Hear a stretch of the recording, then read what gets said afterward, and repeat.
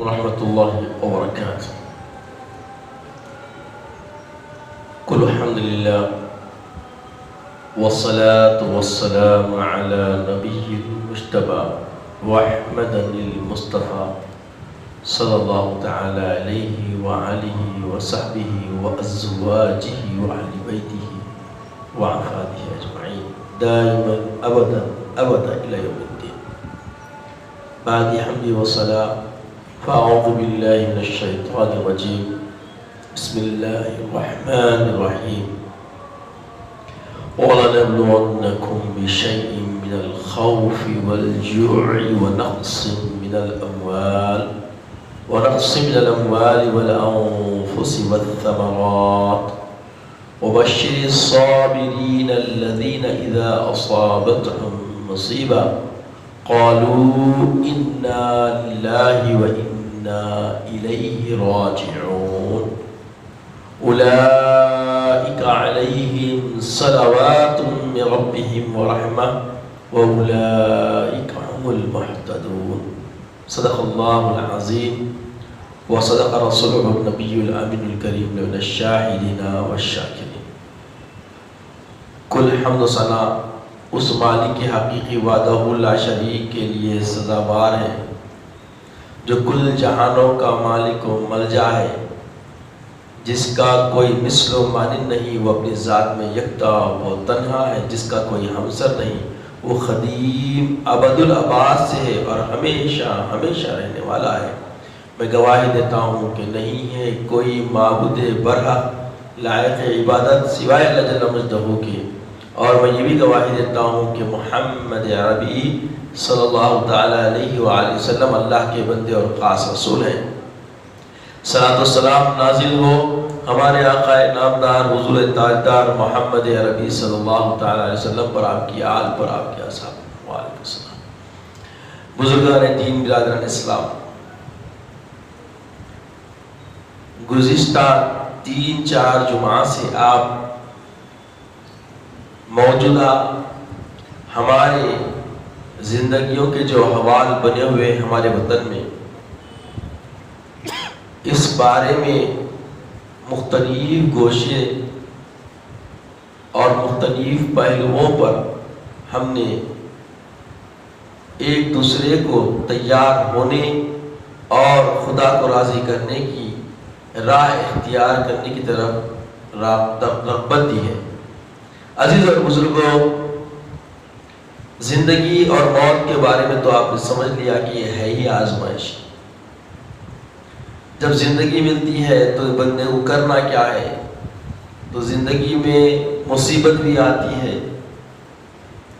اور بندہ اس مصیبت کو دور کرنے کے لیے اسباب پورے مہیا کر لینے کے باوجود اس سے نجات نہ ملتی ہے تو اس کو صبر کرنا چاہیے۔ جیسا کہ پچھلے جمعہ سورہ بقرہ کی آیت کریمہ آپ جیسے وَاسْتَعِينُوا بِالصَّبْرِ وَالصَّلَاةِ إِنَّ اللَّهَ مَعَ الصَّابِرِينَ، اسی آیت سے جڑی ہوئی دوسری ایک آیت ہے۔ اللہ تعالیٰ فرماتا ہے کہ دیکھو جو اللہ کی راہ میں قربان ہو جاتے ہیں انہیں تم مردہ نہ کہو، بلکہ وہ زندہ ہیں، اس بات کا شعور تم کو نہیں ہے۔ وَلَا تَقُولُوا لِمَن يُقْتَلُ فِي سَبِيلِ اللَّهِ بَلْ أَحْيَاءٌ وَلَكِنْ لَا تَشْعُرُونَ۔ تو اللہ سبحانہ و تعالی جب بندہ صبر کرتا ہے اور اللہ سے مدد طلب کرتا ہے، ممکن ہے اپنے حق حاصل کرنے میں شہادت کے کئی درجات ہیں، جن میں سے معمولی درجہ یہ ہے کہ آپ اپنے حق کے لیے لڑتے رہیں اور حق کے حصول میں سازش کا شکار ہو جائے اور مارے جائیں، یا ظالم کے ظلم کا جواب دینے جائیں اور ظالم کا ظلم تم پہ اتنا ہے کہ تم شہید ہو جائیں۔ مظلوم بن کے مر جانا بھی کیا ہے؟ شہادت کا درجہ ہے۔ حق کے حصول کے لیے لڑتے لڑتے مر جانا بھی کیا ہے؟ شہادت کا درجہ ہے۔ تو شہادت کے کئی درجات ہیں۔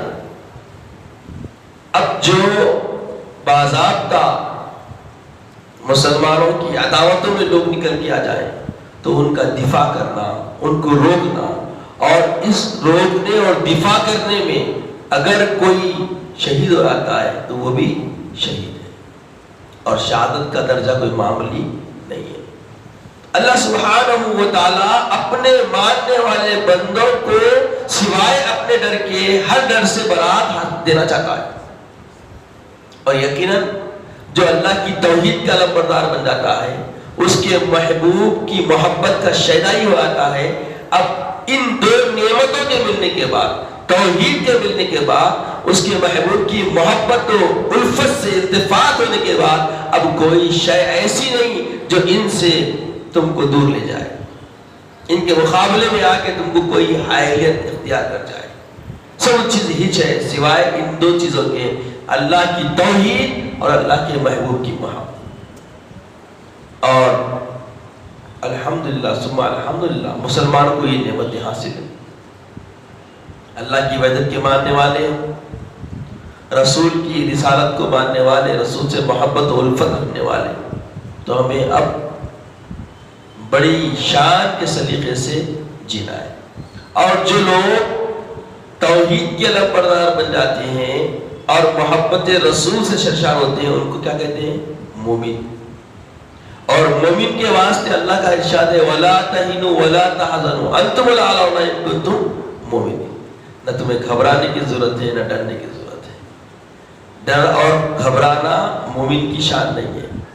مومن کا افتخار تو یہ ہے کہ اس کو سربلندی ہوگی۔ تو یقیناً جب کوئی ظالمانہ انداز میں ہمارے دوبدو آتا ہے، ہمارے روبرو آتا ہے، ہمارے سامنے آ کے ٹھہر جاتا ہے، تو سمجھ لینا چاہیے کہ ہمارے عروج کو اللہ تعالیٰ نمایاں کرنا چاہتا ہے، اور اسے زیر کرنے کی تیاری ہمیں کرنی چاہیے۔ یاد رکھیں، ہر اعتبار سے بندے کو پروردگار عالم اپنی حمایت اور دستگیری سے سنوارنا چاہتا ہے، اور سنورنے والا اب اس اللہ کی آنے والی حمایت اور دستگیری کو سمجھنے کی ضرورت ہے۔ اور جو بندگان خدا اللہ کی حمایت اور اللہ کی دستگیری کا احساس اور ادراک پا لیتے ہیں، اب بھلا انہیں کون زیر کر سکتا ہے؟ دیکھیے، جب مصیبت آئے تو مدد طلب کرنا ہے، نماز کی پابندی کرنا ہے، اس کے بعد اب نماز کی پابندی اور صبر اختیار کریں گے، اور اس درمیان میں آپ سنبھلنے تک اگر کوئی معاملہ ہو بھی جاتا ہے تو بولے یہ وہ زندگی ہے جس کا شعور کسی کو نہیں۔ شعور آپ بندگان خدا نہیں رکھ سکتے، پھر اللہ تعالیٰ اور آپ کے اندر جرأت مندی ایمانی ابھارنے کے لیے فرماتا ہے وَلَنَبْلُوَنَّكُمْ۔ یاد رکھو، تم پہ آزمائش جو آتی ہے یہ آزمائش اسی کی طرف سے، آزمائش لمحے لانا اس کا ایک مشق کا پہلو ہے جو اپنے بندوں کو دیکھنا چاہتا ہے۔ وَلَنَبْلُوَنَّكُمْ بِشَيْءٍ مِّنَ الْخَوْفِ، خوف پیدا کر دیا گیا۔ اللہ تعالیٰ خود خوف بنائے تھا اطراف میں، ارد گرد میں۔ خوف کئی طریقے کا، مال لڑیانے کا، جان کا خوف، پورے خوف کے درمیان دیکھتا پروردگار کہ یہ خوف کی جب کیفیت بندے پہ تسلط اختیار کر لیتی ہے، چھا جاتی ہے، تو بندہ رجوع کی طرف ہوتا ہے۔ اسباب کا تو شعار لینا ہی لینا ہے، یہ تو نظام زندگی اللہ نے بندگی میں شامل کر دیا۔ اسباب سے حل نہ ہونے والا خوف تم پر طاری ہو جائے تو تمہاری سزا کیا ہوتی ہے؟ اگر یہ ہوتی ہے کہ انتہا پہ آ کر خوف اتنا طاری ہو گیا کہ اب کوئی یاوری، کوئی مدد کی امید کہیں سے نہیں ہے اسباب کے ذریعے، تو مسبب کی طرف آپ رجوع ہوتے ہیں، تو وہ کہتا ہے کہ خوشخبری ہے اس شخص کے، ہم رجوع ہو رہے ہیں۔ خوف کی باتیں تو سب کر رہے ہیں، جبکہ مومن کے لیے کوئی خوف ہوتا ہی نہیں۔ مومن بہت نظام سے جڑا ہوا ہوتا ہے۔ آج نظام سے ٹوٹے ہوئے اگر ہیں تو اس کا نقصان ہم کو بھگتنا ہی ہے، کیونکہ اپنے ہاتھوں کا بنایا ہوا ہے۔ ہم نے اللہ کے دیے ہوئے، رسول کے دیے نظام کی بغاوت کر دی، تو خسران تو آنا ہی ہے نا۔ وَلَنَبْلُوَنَّكُمْ بِشَيْءٍ مِّنَ الْخَوْفِ وَالْجُوعِ، بھوک کی پیاسے 6 مہینے سے پورے ایک حصار میں محفوظ کر دیے گئے. وہاں بھوک پیاس، دیکھو حالات کیا ہے. پڑوس کا خیال ہم سمجھ نہیں سکتے، لے جا رہے نہیں. وہ دیکھ کے بھی ہم تیار نہیں ہیں. دیکھیے آپ، ہیپی نیو ایئر ہوا، کیسا ہوا؟ جبکہ کوئی اسلام کا حصہ نہیں، اسلام کا کوئی تصور نہیں دیا گیا. یاد رکھیے، دنیا کے کسی کونے میں بھی ہو مسلمان، اپنے آپ کو رب کا کامل بندہ بنانا اس کا بنیادی طور پر اس کا حق ہے اللہ کا، جو بندے کو ادا کرنا ہے. آپ دنیا کی کوئی سی بھی محبت میں چلے جائیں، پروردگار نہیں روکتا. کسی سے بھی آپ رشتہ استوار کریں، پروردگار نہیں روکتا. بس اس کے اصول ہیں جو رسول کی حیات اور اسوے سے دیے گئے، اس کے تابع ہونا چاہیے، اس کے مطابق ہونا چاہیے. اسوہ رسول ہمیں کیا سکھاتا ہے کہ جس ماحول میں بھی تم جاؤ، اس ماحول سے کتنا مقدر ہونا ہے اور اپنی دائرہ کار کیا ہونا چاہیے تمہارا جینے کا، اس دائرے میں تمہیں رہنا ضروری ہے. چاہے اب دنیا ساری کچھ بھی بول دے، 3 طلاق، طلاق حسن کے بعد بھی اگر تم کو پھر جڑنے کے لیے بولی تو ایمان والا جڑ نہیں سکتا. اب دنیا والے بولو لوگ بولو، قانون بنو لوگ بنو، دے رہے جڑ رہے، دے رہے جڑ رہے. ان کو معلوم ہی نہیں ہے، جہالت ہے. نام کے نام لیوا ہے خالی مسلمان. ایسی زندگیاں ہیں. شاید آپ لوگوں کو اس کا سابقہ نہ ہوا ہو، تو میرے سامنے تو کافی لوگ مٹبڑ ہوئے ایسے لوگوں سے جو منہ سے بولتے پھر زندگی چلا رہے حرام خوری کی. تو ایسی زندگی والوں کا ذکر یہاں نہیں ہو رہا، جو اس شعور سے بیدار ہو گئے اور زندگی سے آشنائی حاصل کر لیے، اسوہ رسول کو نظام زندگی بنا لیے، اللہ کے توحید کے علمبردار بن گئے اور حب رسول کے ذریعے جینا چاہتے ہیں. ان کی جینے کی زندگی کی چاشنی حب رسول ہے. تو ایسوں کو فرمانے والا نبلونکم بشیء من الخوف، اللہ تعالیٰ تمہیں آزماتا ہے خوف کے ذریعے کہ خوف کی انتہا پہ تم کیا بولتے ہو.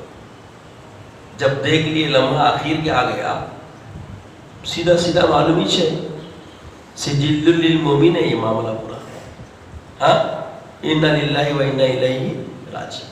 یہ صدا دل سے نکلنا چاہیے، دماغ سے نکلنا چاہیے، کردار سے نکلنا چاہیے، ہر احساس اور عمل سے نکلنا چاہیے کہ ہم اللہ کے ہیں، اللہ کی طرف جانے والے. ہمارا معاملہ کیا ہے؟ آئے ادھر سے چلے ادھر. ہاں، نہ آئے اپنی خوشی، نہ چلے اپنی خوشی. لے آئی حیات آئے، لے چلی خزاں چلے. نہ اپنی خوشی آئے نہ اپنی خوشی چلے. یہ زندگی کا نظام کوئی بنا سکتا جس کو احساس ایمان کی چاشنی کا ہے. ہو چکا ایمان کی چاشنی کا احساس جس کو ہو گیا، وہ ایسے ہی جیتے ہیں. آسان تیار ہے، چلنے نہیں بھائی، کیا معاملہ ہے، کوئی مشکل ہی نہیں ہے.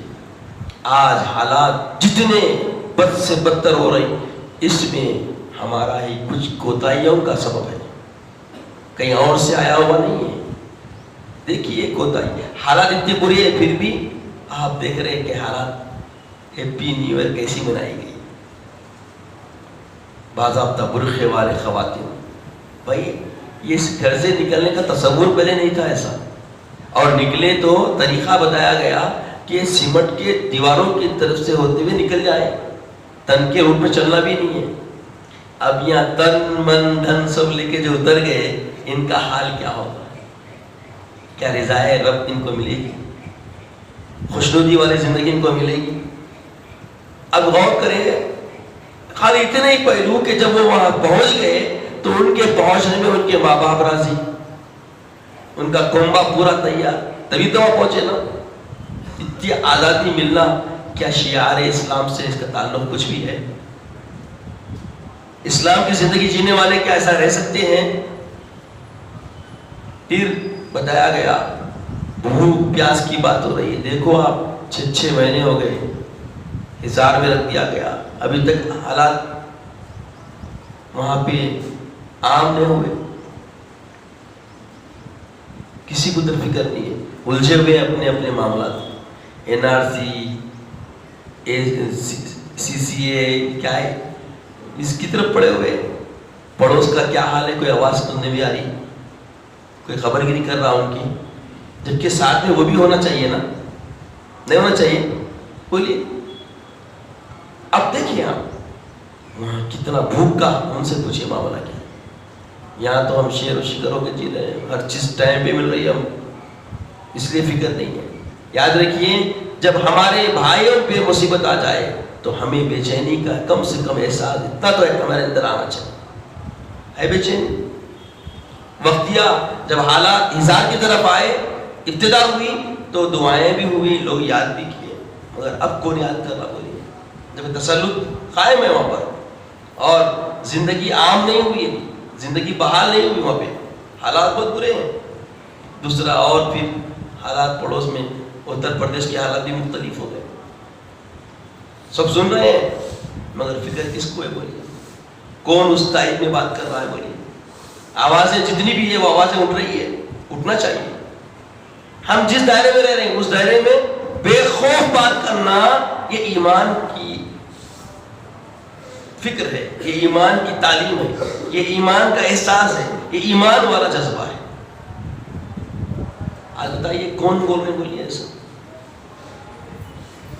ورث من الاموال، مال و اسباب دیکھیے کیسا لوٹایا، جو کہ نہ قانون کے دائرے میں ہے نہ اس کے اختیار میں ہے، مگر وہ اختیار بنا کے ظالمانہ انداز سے تسلط اختیار کر رہا ہے کہ املاک میں قبضہ کر کے ہم ان کے املاک سے معاملات اس کو پامال کیا جائے گا اور اس سے پورا وصولی کی جائے گی، جبکہ وہ ملوث ہے، نہیں ہے، کوئی الٹا ظلم کر کے ظالم بن کے پھر ظلم کو اور بڑھاوا دے رہا. پوری دنیا دیکھ رہی ہے اس کو. اب اس وقت وہاں کے باشندوں کا کام یہی ہے رجوع اللہ ہونا، انا للہ و انا الیہ راجعون. مال لٹ رہا، جان لٹ رہی، حالات لٹ رہے ہیں، اس میں ہمیں صرف رجوع ہونا ہے تو کدھر ہونا ہے؟ اللہ کی طرف. دل کی گہرائی سے، دماغ سے، جذبات سے، ہر اعتبار سے جب ہم رجوع ہو جاتے ہیں تو دیکھو پھر کیسی طاقت وہاں سے آتی ہے، ضمانت مل رہی ہے. جان پہ آپ پڑ، جان مار دیا ہے، سیدھا گولیاں چل رہی ہے، سب دکھ رہا ہے. تو یہ جو حالات ہے اس کے لیے ایسا کچھ نہیں کہ آپ کو اللہ تعالیٰ خالی آپ کتاب اللہ پہ آپ ایمان لا لیے، رسول سے محبت سے سرشار ہو گئے، توحید کے نمبر پر چھوڑ دیا گیا، رہنمائی کی گئی آپ کی. ایسے حالات تم پہ ہی آئیں گے، کسی اور پہ نہیں آئیں گے. ڈاکہ وہیں پڑے گا جب خزانہ ہوگا. تم خزانے والے ہو، تم کو اللہ نے بہت قیمتی خزانہ دیا ہے اپنی توحید کا، اپنے محبوب کی محبت کا. اس کو سنبھالے رکھنا ہے، اور اس کو سنبھالنے کا طریقہ یہی ہے کہ اس کو اپن اختیار کرنے کے بعد اس کے احساس و ادراک کو اپنے اندر اجاگر کرنا، اپنے آپ میں محسوس کرنا کہ یہ کیسی نعمت ہم کو مل گئی، اور پھر اس نعمت کے ذریعے اس راہ پر ہمیں گامزن ہونا ہے. دیکھیے پھر معاملہ کیا ہوتا ہے. خالی آپ نگاہ ڈالے بھی تو حالات بدل جاتے ہیں. نگاہ مومن سے حالات بدلتے ہیں، تقدیر بدلتی ہے. اگر کیوں افسر نہیں ہو رہا ہے ایسا؟ کیونکہ ہم اس سے بدلے ہوئے نہیں ہیں، ہم اپنے اندر اتنے تیار نہیں ہیں، عمل سے بالکل ہم عاری ہو گئے ہیں. عملی طور پر کوئی ہمارے اندر ایسا شعار و شیوا نہیں رہا جس سے دیکھ کے ہمیں بول سکے مسلمان جا رہا ہے. آج مسلمان کی پہچان ہیپی نیو ایئر سے ہو رہی ہے. کیا یہ شعار اسلام؟ مسلمان کے ماننے والوں کا ایسا شعار ہونا چاہیے. عزیزوں غور کریے، حالات ایک دم ارے کہاں جی رہے ہیں، کیسا جینا چاہیے، اس کا احساس ہونا نہیں ہونا. اور اللہ تعالیٰ کیسا نظام بنایا دیکھیے. ہر جمعہ یہی کام ہونا ہے کہ یہ جو 8 دن گزر رہے ہیں اس میں مسلمان کیسے جی رہے ہیں، انہیں تطہیر زندگی کے لیے کیا بولنا ہے. کیا جمعہ کے خطیبوں کا یہ معاملہ ہو رہا ہے ایسا؟ اس پہلو پہ گفتگو ہو رہی ہے. جو ضرورت ہے امت کو وہ دینا ہے. خطبہ اولیٰ میں، خطبہ ثانیہ میں فضائل اور دعائیں. تو خطبہ اولیٰ میں بولنے کا بھی جو طریقہ ہم دکنی طور پہ ہم، کیونکہ ہماری زبان، ہمارا بھی اہل زبان نہیں ہے، عربی ہر کوئی کسے نہ کس نہیں سمجھ سکتا. اس کی آسانی کے لیے علماء دکن نے طریقہ نکالا کہ پہلے اردو میں بیان کر دیا تاکہ جمعہ میں جو بات بولی جائے اس کو سمجھ سکے. اتنی آسانیاں بن رہی ہیں، آسانیاں بنائی جا رہی ہے. پھر ان اتنی آسانیوں کے باوجود ہم میں ایمانی شعور جاگ رہا نہیں. اس کی وجہ کیا ہے؟ لقمے صحیح نہیں ہے، ابتری ایک طرف سے نہیں ہے، کوئی ایک اعتبار سے ہم میں ابتری آ گئی، کردار نہیں ہے. اس کی وجہ ہے، علتیں ہیں. ان علتوں کو پہچانو، اپنی تطہیر کا سامہ یکجا کرو، اس کے بعد دیکھو ہے کسی میں جرأت کہ تمہاری طرف رخ کر سکے۔ ہمارے اسلاف کی طرف کوئی ہمت نہیں کرتا تھا، کوئی جرأت نہیں کرتا تھا۔ اس کی وجہ کیا تھی؟ خالی وہ جب اپنی زبان سے اللہ بول دیتے تو خالی کافی تھا، دشمن کے لیے ہیبت والی بات تھی۔ آج چلا کے ہم دعائیں کر رہے ہیں تو بھی اثر نہیں ہے دعا میں، کیونکہ کھاتے حرام لقمے چلاتے ہیں، معاملہ اس کا نظر ہو گیا۔ ہم کھانا پینا دیکھ رہے نہیں، جبکہ ہم کو مکروہات سے بچنا یہ ایک تقوی کی علامت ہے۔ ہمیں کتنے ایسے تقوی بتائیے جو مکروہات سے بچنے کی تیاری کر رہے ہیں۔ مرغی کے گوشت کے بارے میں دنیا کی باتیں ہو رہی ہے، سب دیکھ رہے ہیں، سب سمجھ رہے ہیں، مگر ہر دعوت میں مرغی کا گوشت چنا جا رہا ہے۔ ایسا ہے نہیں ہے؟ ہاں؟ کتنے باتیں، کتنے لٹریچر اور کتنے آوازیں ہم تک پہنچی کہ بھئی مرغی کا گوشت سے پرہیز کیا جائے کیونکہ اس کی نشو و نما ایسی ہو رہی ہے، ایسی ہو رہی ہے۔ ساری باتیں کھل کے آ گئی، یہ بات پورا دکھایا بھی جا رہا، مووی بنا کے دکھا دیا گیا، پھر بھی ہم بولے مرغی چھوڑنے والے نہیں ہیں۔ ہے نہیں ایسا؟ ایسے کئی مکروہات، ایسے کئی شبہات والی چیزیں ہمارے لقمہ بن جا رہا، پیٹ میں چلے جا رہا، تو ہماری زندگی کے اندر دل مر گیا۔ اب کسی کی تکلیف سامنے قتل بھی ہو رہا ہے تو ہم بیٹھ کے اس کی مووی بنائیں گے، مگر بچانے کا تدارک کرنے والا کوئی پیدا نہیں ہو۔ ایسے حالات بن رہے نہیں بن رہے؟ اگر کوئی گھس گیا گلی میں آگے پڑوسی کو لے آ رہا تو آزو بازو والے تھے سب دیکھ رہے کیا ہوا کہ دور ہے تیرے میں، جا کے گھس کے روکنا کرنا کیا ہے؟ حق ہے نا اس کے اوپر، پڑوسی کا حق ہے نہیں ہے، کر رہے ہیں ایسا۔ اس سے بیدار ہو جائیے، اس فکر کو سمجھے آپ، جو چیز کرنی ہے اس طرف آ جائیے، پھر دیکھیے کسی میں ہمت ہے تو۔ آج جو سکوت اختیار کرے انہیں بھگت رہا، کیا کرا کہ کدھر ہے کہ شک و شبہات میں ہم جو بدگمانی میں جو ہم چھوڑ رہے ہیں اور سمجھ رہے ہیں کہ چلو بھوتا کرتا تھا گلی میں، اب جا رہا جان دو، نہیں سوچو ایسا۔ جو بھی معاملہ ہے اس کے اصلاح کا بعد میں کیجئے سب مل کے، مگر سب اب اس کا تدارک کرنے کے وقت آ گیا، سب ایک جٹ ہونے کا وقت آ گیا۔ اللہ کے رسول ابتدائی اسلام سے مثال دے رہی ہے کہ تم ایک جسم کی طرح ہو، اور جسم کے کسی حصے میں تکلیف ہو تو سارا جسم کیا ہوتا ہے؟ پریشان ہوتا ہے۔ ایسی پریشانی ہمارے اندر آ رہی ہے، ایسا احساس ہمیں آ رہا ہے۔ آج دیکھیے کتنے زخمی کیے جا رہا ہے ہمارا جسم، کہاں کہاں حالات برے، دیکھیے آواز اٹھ رہی ہے ویسے۔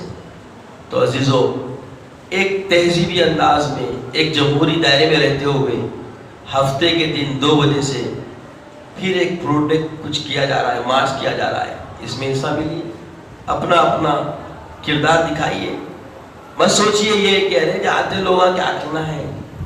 جب خبر اپنی کھلے گی تو سب معاملہ سمجھ میں آئے گا۔ خدا را چاہیے، اللہ تعالیٰ سے دعا ہے کہ یا الہ العالمین، جو تیرے فرمان کے مطابق جو تقاضے حالات پہ جو فکر دی گئی ہے مولا، اس پہ ہم سب کو عمل پیرا ہونے کی توفیق عطا فرما مولا، فکر راسخہ عطا فرما، تیری رضا والا راستہ ہمارے لیے آسان فرما، تیرے محبوب کی محبت سے مست و سرشار ہو کر دنیا میں جیئیں ایسی قرین زندگی عطا فرما، کردار و معاملات سے تیرے شیدائی نظر آئے، تیرے محبوب کی شیدائی نظر آئے، وہ طریقے زندگی عطا فرما، عزت کی اسلام کی زندگی عطا فرما، خاتمہ بالخیر فرما، وقت نظر کریم طیبہ عطا فرما، اپنے حبیب پاک صلی اللہ علیہ وسلم کا دیدار عطا فرما۔ سبحان اللہ و بحمدہ، سبحان اللہ العظیم، والحمد للہ رب